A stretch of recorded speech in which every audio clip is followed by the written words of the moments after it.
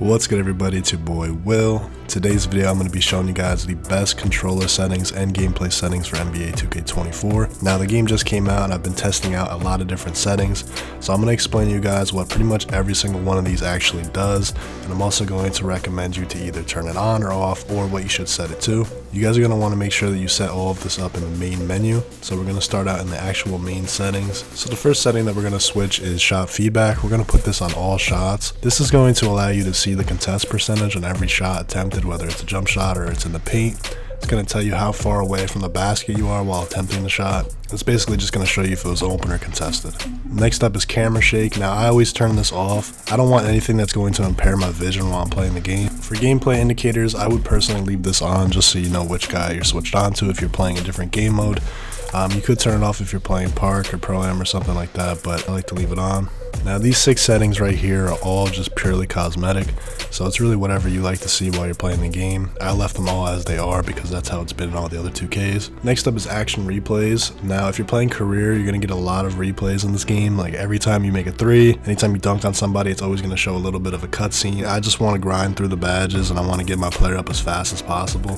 So I turn off action replays, highlight play camera cuts, after basket camera cuts. I turn off all of these things because I just want the game to progress as fast as possible. If you really care about the presentation of the game, then leave them on. I turn off arena photo strobe flashes just because I don't want anything distracting me while I'm playing, but again, that's just cosmetic, it's up to you. I personally leave all the ball handler settings the same. Now for pick and roll overlay, I would leave this on. Basically when you hold L1 and call for a screen, it's going to show you which side your teammate is coming to set the screen on, and also you can decide whether you want him to pop out or just slip to the paint. I turn on scene subtitles just because for me sometimes it's hard to hear what they're saying while I'm playing the game. For motion blur, this is kind of like camera shake.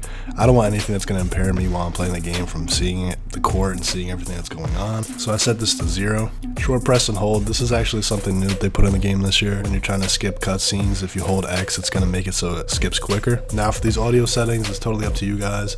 Sometimes I turn off the commentary volume because it gets kind of annoying hearing them say the same things. I always turn off the 2K TV main menu volume just because I get brain damage listening to it. Alright, now we're moving on to the controller settings. This is what is really going to impact your gameplay.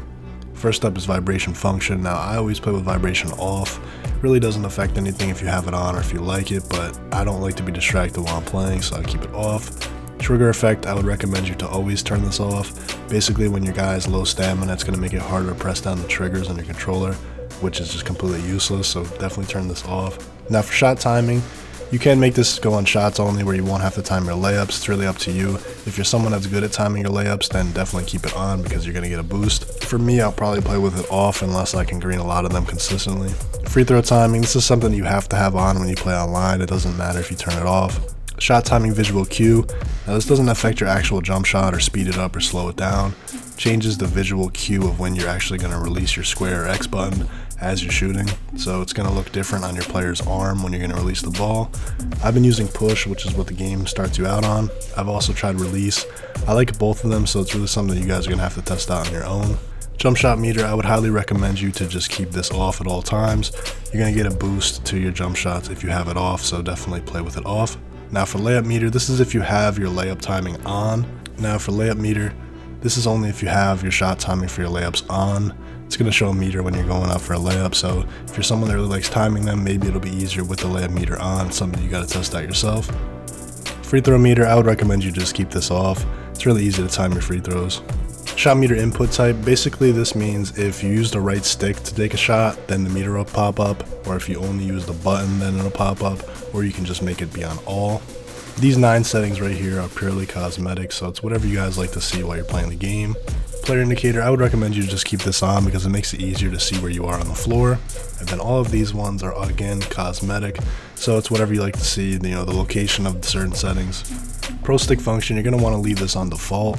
You don't want it to be where you can only use the right stick to take shots or dribble because you want to be able to do everything with the right stick, so definitely leave this on default. For pro stick orientation and off ball offense mode, you want to leave these on absolute. Basically this means that wherever you are on the court, when you use the right stick, it's always going to give you the same action. So if you had it on camera relative, if you're in the corner, you got to dribble with the right stick like you're actually in the corner, like you got to go up and down to do a crossover instead of it always being the same exact input. So definitely leave these ones on absolute. Double team reaction, I leave this on manual. When you hold L1, it's going to try to trap the person that has the ball. I don't like to have it on auto because I feel like it works a little bit better when it's on manual. Help defense button function. This is mainly something for career, or if you're playing my team or quick match, something like that. If you hold L1, it's going to send a double team to whoever has the ball. Call for pick and roll versus fade. You're going to want to call for pick and roll versus fade. You're going to want to leave this on manual. When you're calling for a screen, you're going to be able to choose whether or not you want the screener to pop out or slip to the paint. Player icons, definitely leave these on, just so you can see where you're passing the ball when you hold the icon button.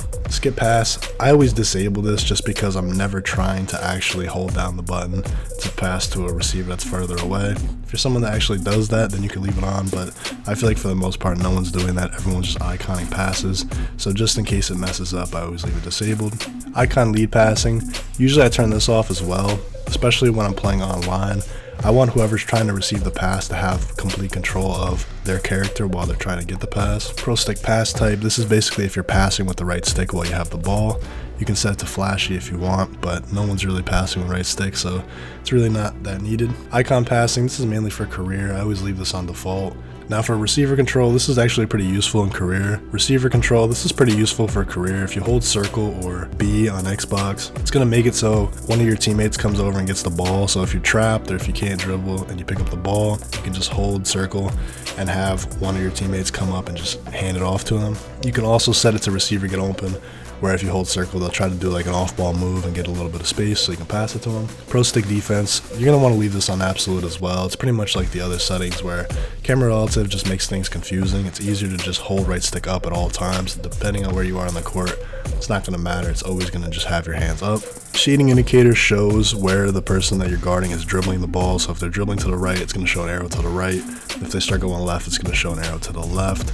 I feel like it's really not needed and it doesn't apply any boosts or anything, so I always turn this off. Who to guard, if you're a lockdown or somebody that's mainly guarding on ball, who to guard, I always play center, so I turn this off just because I don't want it to drag me around the court when I'm trying to swing out the corner or just swing around the court freely. If you're somebody that's mainly guarding on ball like a lockdown, you can turn this on so it just shows the arrow right to the guard, but that's up to you. For centers, I would probably say just turn this off. For defensive assist strength, I always play with this on 0. Defensive assist strength, again, I'm playing center. I don't need any assistance while I'm playing defense. If you're somebody like a lockdown, again, you could find use of this if you put it on like 5 or 10, but I wouldn't put it too high just because you don't want the computer to drag you when you're trying to make movements on your controller. Try it on 0, and if you find yourself sliding too much, then put it up to a 5 or 10. For box out assist strength, I always play with this on 0 as well.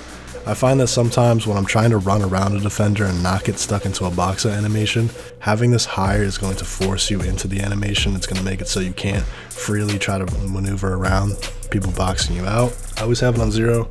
And then for these passing settings, these actually don't affect anything while you're playing online anymore. But if you're somebody that's playing career and you are not good at passing, you can just throw on openness, and if you press X, it's going to hit the open man. So there you guys have it. That's all the settings in this game.